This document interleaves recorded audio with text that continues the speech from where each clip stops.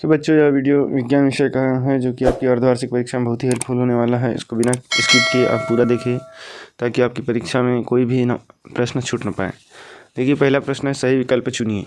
लंबाई का एसआई मात्रक क्या है? फ्रेंड्स, लंबाई का एसआई मात्रक मीटर होता है। ठीक। फिर सोडियम का प्रतीक है, सोडियम का प्रतीक Na है। ध्वनि की तीव्रता मापी जाती है। देखिए ध्वनि की तीव्रता डेसिबल में मापी जाती है। ठीक है। फिर कुत्ते के काटने से रोग होता है। फ्रेंड्स, जो कुत्ता है उसके काटने से जो होता है रेबीज रोग होता है। पांचवा है, जैव जगत का सर्वाधिक जटिल जीव है। इसका आ जाएगा मनुष्य। फ्रेंड्स, दूसरा क्वेश्चन है, रिक्त स्थान की पूर्ति कीजिए। पहला है नंबर 1, खालिस्तान ऐसी धातु है जो कमरे के ताप पर द्रव अवस्था में पाई जाती है। जो पारा है ये हमेशा द्रव अवस्था में पाया जाती है। फिर है दूसरा, पदार्थ का सूक्ष्मतम अविभाज्य कण, ये होगा परमाणु। तीसरा, खालिस्तान है जीवन की मूलभूत इकाई है। देखिए जो कोशिका है ये जीवन की मूलभूत इकाई है। फिर संघ एनिलिडा का जंतु खालिस्तान मिट्टी खाता है। तो ये केंचुआ क्या करता है? मिट्टी खाता है। फिर पांचवा, खालिस्तान की कमी से घेंघा रोग हो जाता है। तो ये आयोडीन की कमी से घेंघा रोग हो जाता है। ठीक है फ्रेंड्स, वीडियो पसंद आ रहा हो तो प्लीज़ इसे लाइक कर ले और चैनल को सब्सक्राइब कर ले ताकि इसी प्रकार की वीडियो आप तक और भी पहुंच सके।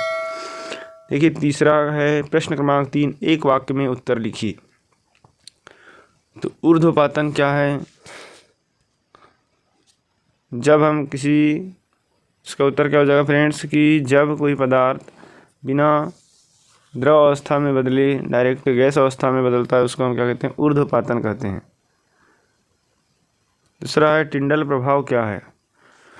तो जब आप अंधेरे में देखते होंगे, जब प्रकाश बारीक बारीक जो धूल के कण, प्रकाश धूल के कणों से टकरा कर जब इधर उधर गति करता है तो उसको क्या कहते हैं? टिंडल प्रभाव कहते हैं। तीसरा है, त्वरण को परिभाषित कीजिए। तो वेग परिवर्तन की दर को त्वरण कहते हैं। चौथा है, सामान्य मनुष्य की श्रव्यता परास क्या है? तो 20 से 20,000 हर्ट्ज। पांचवा है, वायुमंडल में पाई जाने वाली ऑक्सीजन के 2 रूपों के नाम लिखिए।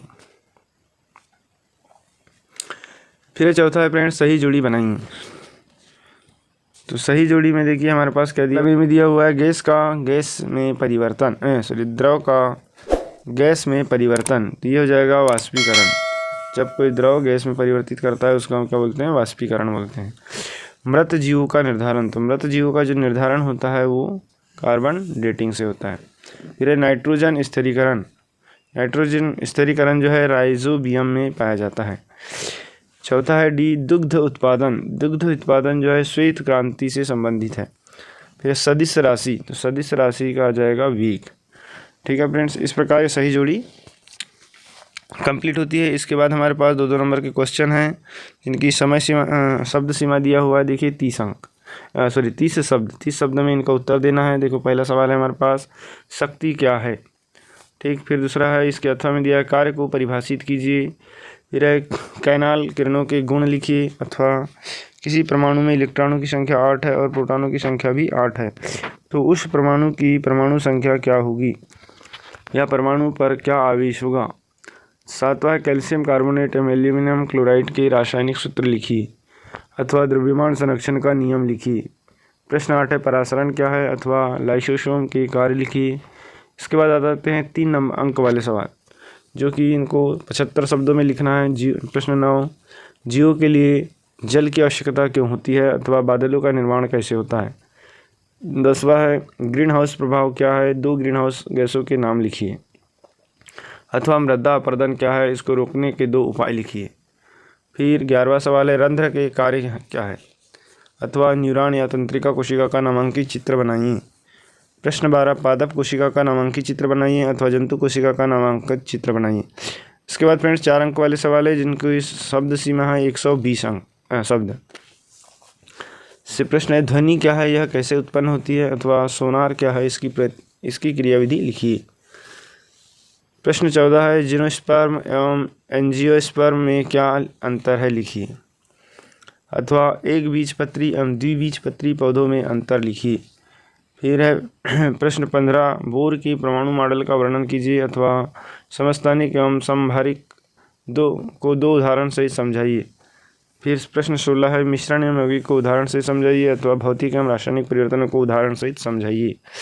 प्रश्न 17, मिट्टी की उर्वरता को बनाए रखने के लिए खाद एवं उर्वरक की तुलना कीजिए अथवा पशुपालन तथा कुक्कुट पालन की प्रबंधन प्रणाली में क्या समानताएं हैं। इसके बाद है दीर्घ उत्तरी प्रश्न, जो 5 अंक के सवाल हैं। प्रश्न 18, गति के प्रथम नियम की उत्पत्ति कीजिए अथवा गति के द्वितीय समीकरण की उत्पत्ति कीजिए। प्रश्न 19, सिद्ध करो कि v वेग से गतिशील किसी m द्रव्यमान की वस्तु की गतिज ऊर्जा E के = 1/2 mv² के बराबर होती है। इसके अथवा में दिया है, यदि किसी कार का द्रव्यमान 1500 किलोग्राम है तो उसके वेग को 30 किलोग्राम प्रति घंटा से 60 किलोग्राम प्रति घंटा तक बढ़ाने में कितना कार्य करना पड़ेगा। प्रश्न 20, संक्रामक रोगों को फैलने से रोकने के लिए आपके विद्यालय में कौन कौन सी सावधानियां आवश्यक है अथवा अच्छे स्वास्थ्य के लिए आवश्यक शर्तें लिखिए। तो ठीक है फ्रेंड्स, ये क्वेश्चन थे जो कि आपकी परीक्षा में बहुत ही हेल्पफुल होने वाले हैं। तो यदि वीडियो पसंद आ रहा हो तो प्लीज़ वीडियो को लाइक कर ले और चैनल को सब्सक्राइब कर ले ताकि इसी प्रकार की वीडियो आप तक पहुंच सकें।